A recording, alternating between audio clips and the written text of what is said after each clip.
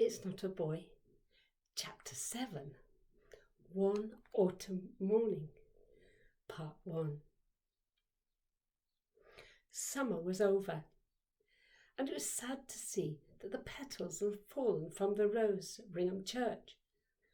But something even more sad had happened. Well, it started to happen much earlier because I knew about it before I was a bridesmaid. But I didn't want to say anything about it or even think about it.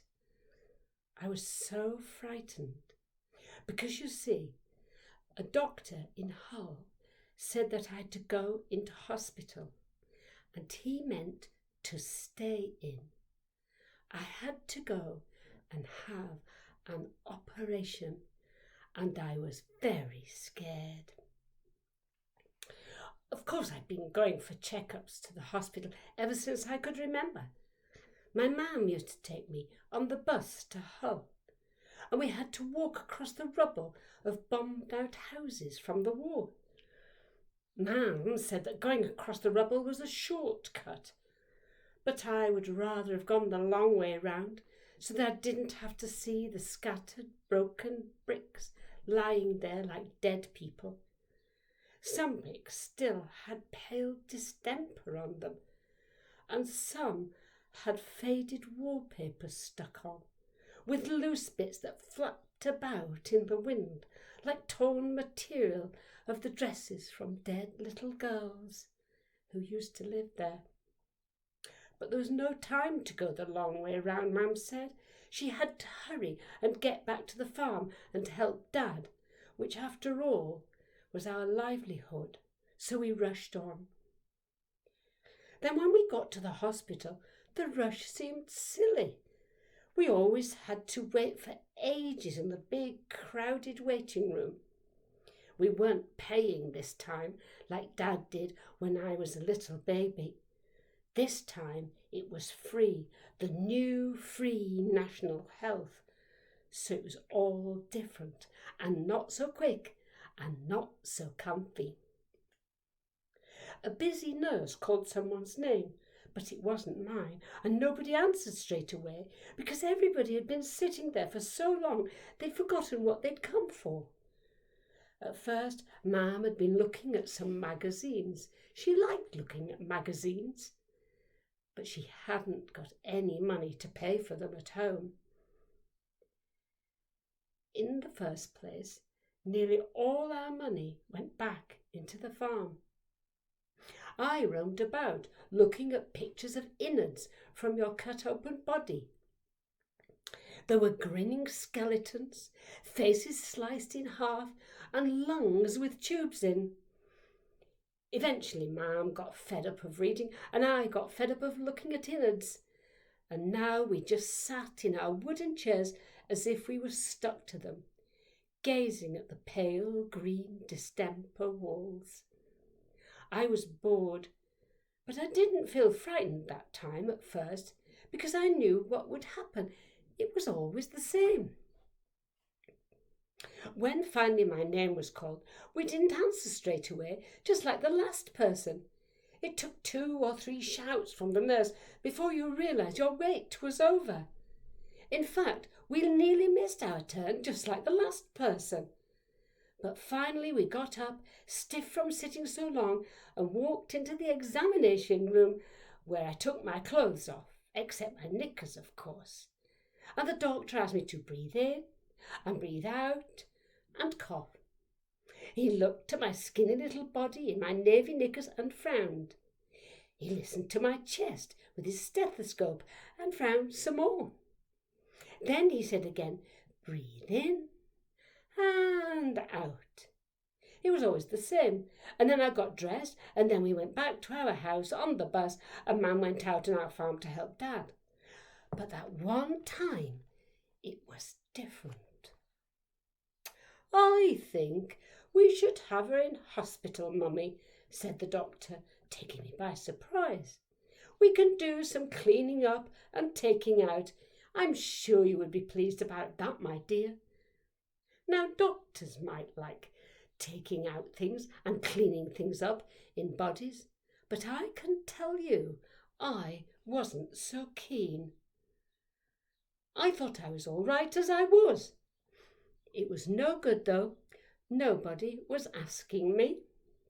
It was all arranged, and my name was on the waiting list. I can't promise, of course, but I'm hoping we can call her before too long, smiled the doctor and closed my folder. I hope the surgeon will see you soon. I got dressed as fast as I could. I didn't want to come back to this hospital at all, and the surgeon could take as long as he wanted. I bet Mum couldn't wait to get out either.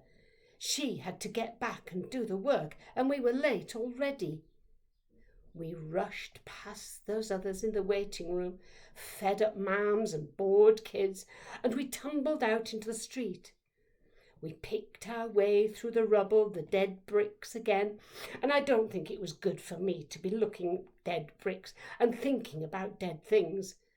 But we headed for Gum as fast as we could on the bus. After that, everything seemed normal again, and nobody mentioned operations, Tower House. And of course there was the wedding to think of, and I had such a good time. But then it was autumn, and suddenly a big fat nurse came. "Say plump," said Mum, but I never did. Anyway, this nurse bustled in and put some awful-looking things out on the table. It was enough to make you feel poorly to see those tools if you didn't feel poorly already. And I felt something else. I felt a sudden scald shooting through me. I'd never had that before, and the burn was sharp and strong. I couldn't help myself. I just took off and ran as fast as I could to try and get away. I ran to our woods and hid behind some sandbags that had been put there in the war. This was where the foxes had their lair. They'd dug through the rotting bags and through the sand to find a safe place. Of course, it wasn't long before I heard my mam shouting for me from our stackyard, and I heard my sisters calling, but I stayed very still and hidden behind the sandbags, and I didn't come out until I heard the nurse's car going back up our lane. Nobody said anything to me when I went back into the house. I didn't want to think about anything to do with hospitals and that nurse, and I was hoping it all would go away and nothing would happen. But then, one day, not long after the nurse had called, Postie came and brought a big white envelope. It had a postmark saying Hull. And the fear shot down me again, just like a bullet. "It's an appointment for your operation," said Mam, "and the nurse will be coming again because she has to do some tests, and I don't want you being silly and running away this time." She scowled at me. "I haven't the time to be running about and searching for you." I ran upstairs and got into bed and hid under my quilt for safety. I took my Lucky Charm bracelet out from the mattress crack and put it on. "You'll just have to be brave," said Mam the next morning, and she was still scowling at me. She was in the middle of helping Dad with milking our cows and had dashed in to cook breakfast for us kids. The fat in the frying pan was too hot, and it spat out angrily as Mam dropped our eggs in. I knew what she said was true, and I also knew that I'd been brave once, and that was when I went to school at first and I'd stopped Charlie Fox from pushing Helen. In fact, I was surprised I hadn't put being brave on my what I'm good at list.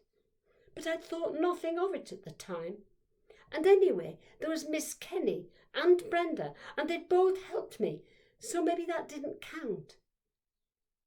I knew that this time, though, I was on my own.